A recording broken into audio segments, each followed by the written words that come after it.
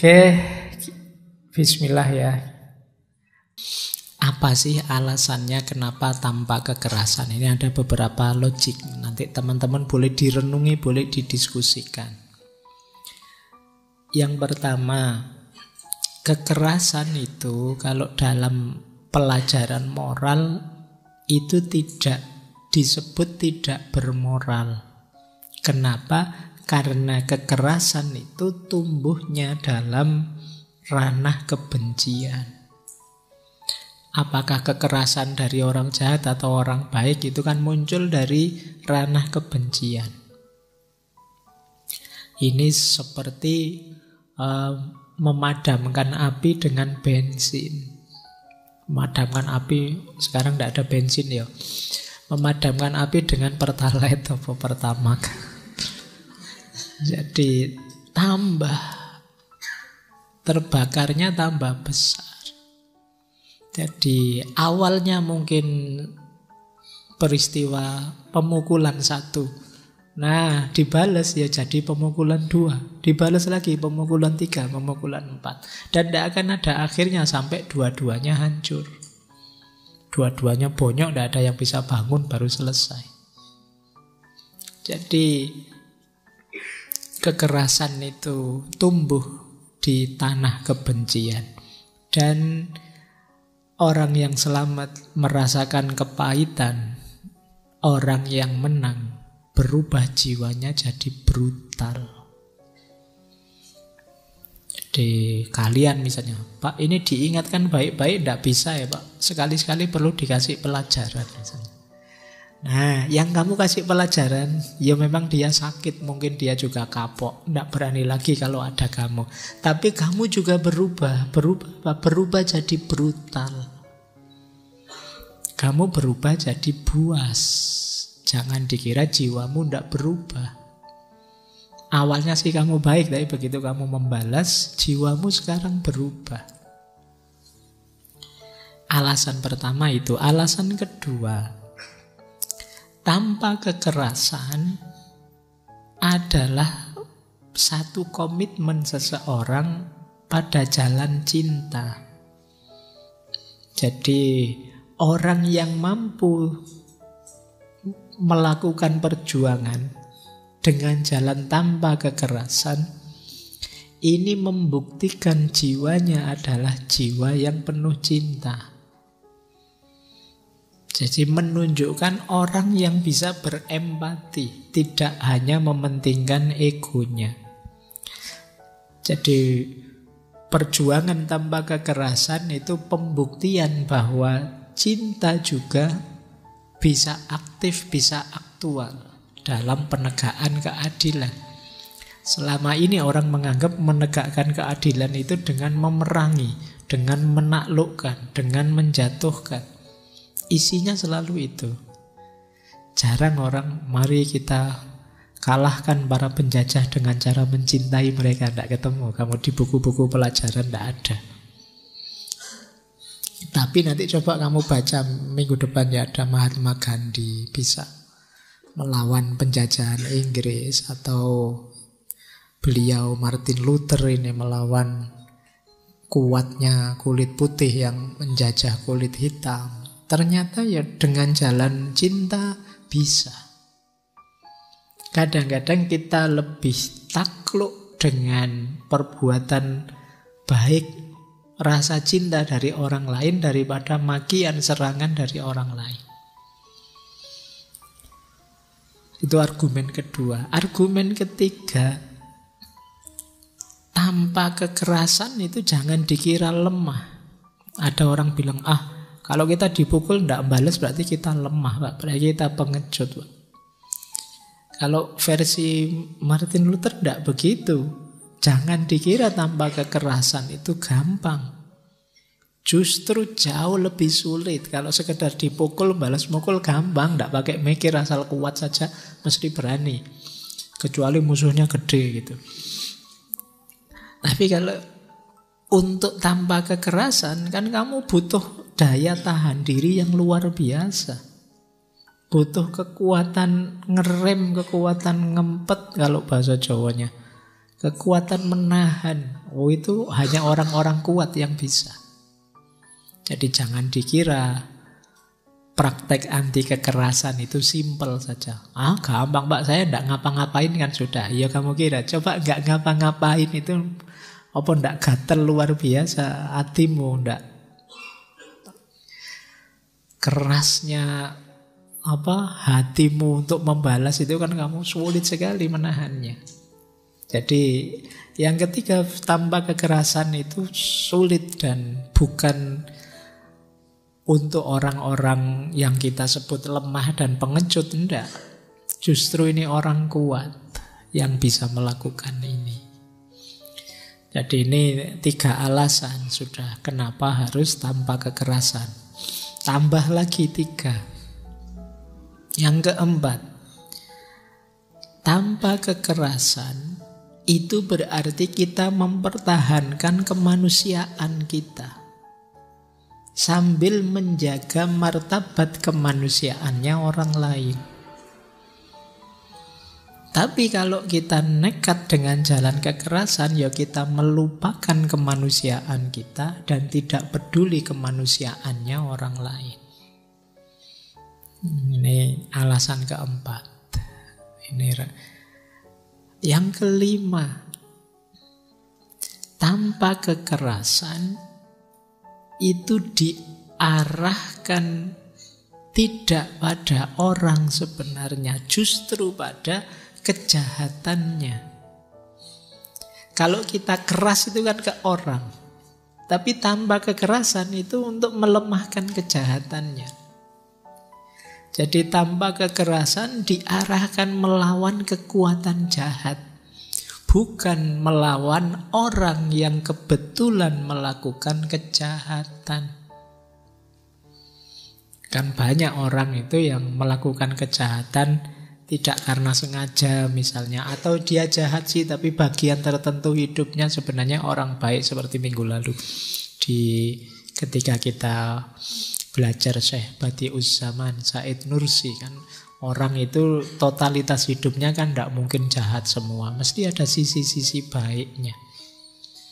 Tapi kan kita saja yang menilai terus orang jahat, padahal orang jahat toh ada baiknya juga. Sebagaimana kita yang merasa baik, banyak jahatnya juga. Jadi yang kita lawan apa? Perbuatan jahatnya. Gimana caranya perbuatan jahat ini terhenti?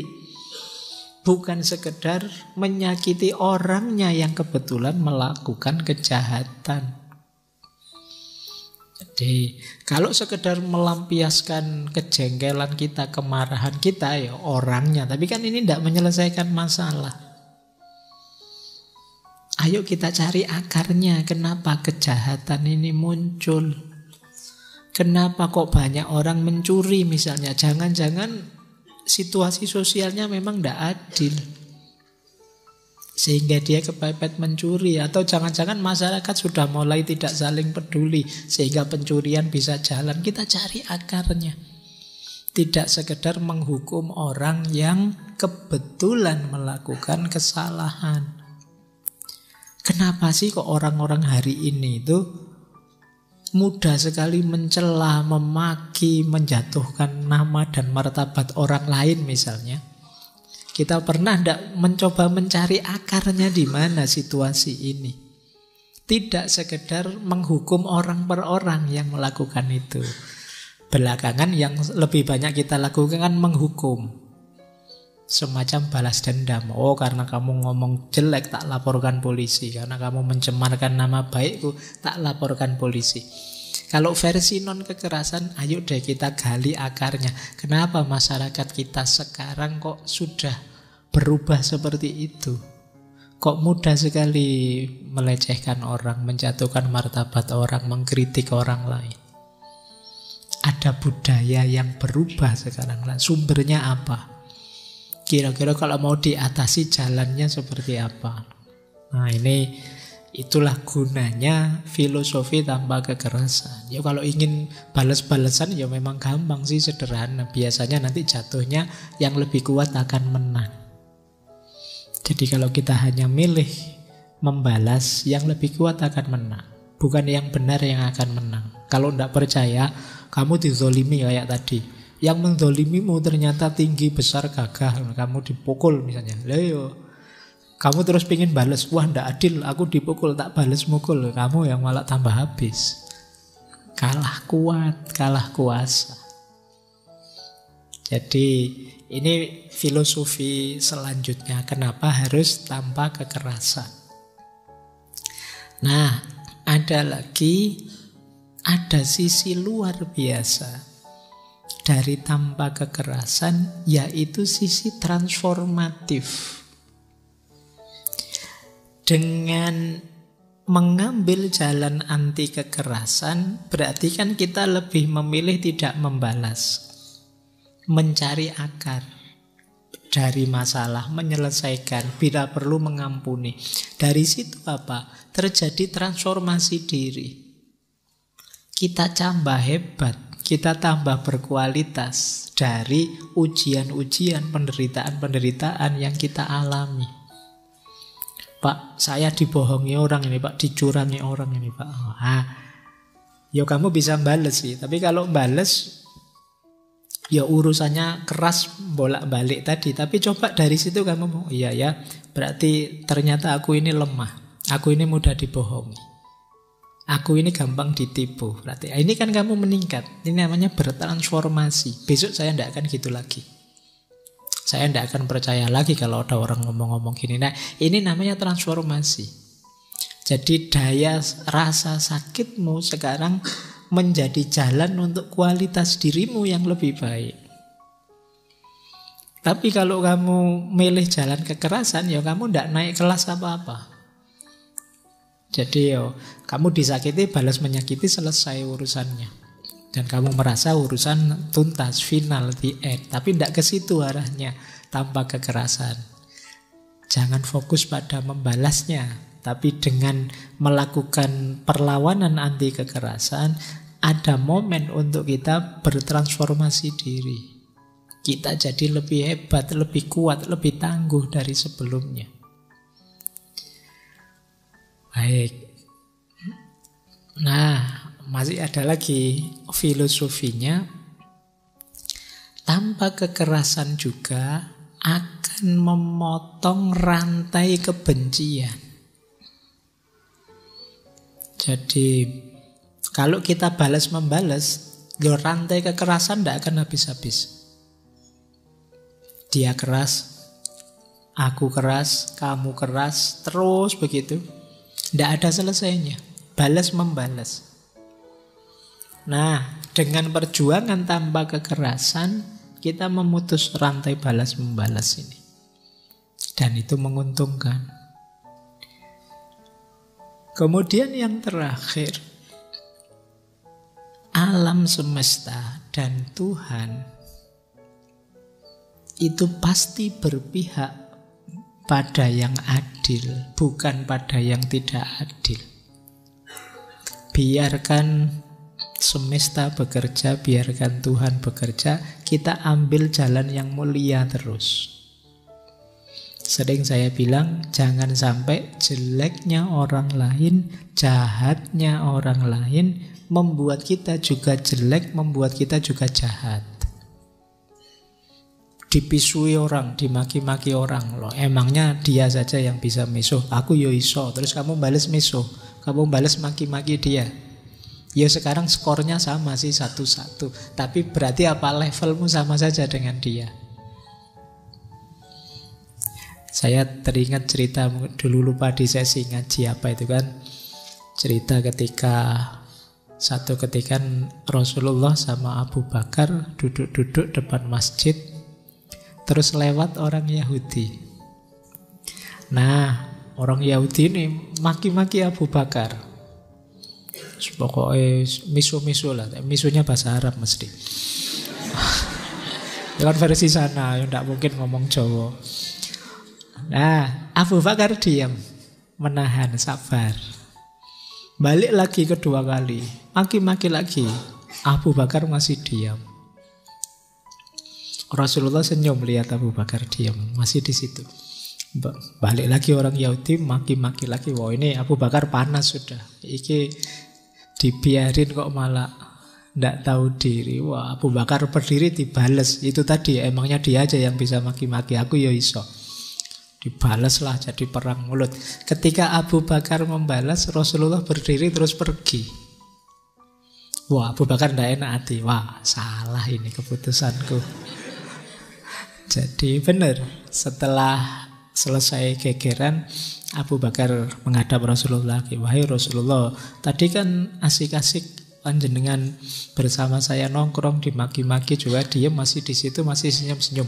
Kok tiba-tiba ketika balas Rasulullah kok malah pergi dari saya? Kata Nabi, waktu kamu dimaki-maki dan kamu tidak membalas itu para malaikat datang hadir mendukungmu. Jadi ada di pihakmu.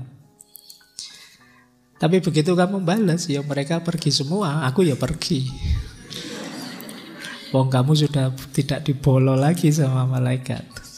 Nah itu sederhananya ini. Jadi kalau di Martin Luther ya, alam semesta dan Tuhan itu pasti berpihak pada keadilan. Tidak usah khawatir. Ayo menegakkan keadilan, oke. Ayo berjuang, tapi tidak harus dengan kekerasan. Karena kekerasan itu menghancurkan kita sendiri yang melakukan. Jadi meruntuhkan martabat kita sendiri. Ya kayak Abu Bakar tadi, kita mungkin melihatnya sah saja sudah disakiti kayak gitu. Ya tapi ketika ngambil jalan yang sama, akhirnya ya levelnya jadi sama. Nah ini logikanya anti kekerasan tadi. Oke, saya akhiri sekian. Kurang lebihnya mohon maaf. Wallahul muwafiq. Wallahu a'lam bissawab. Wassalamualaikum warahmatullahi wabarakatuh.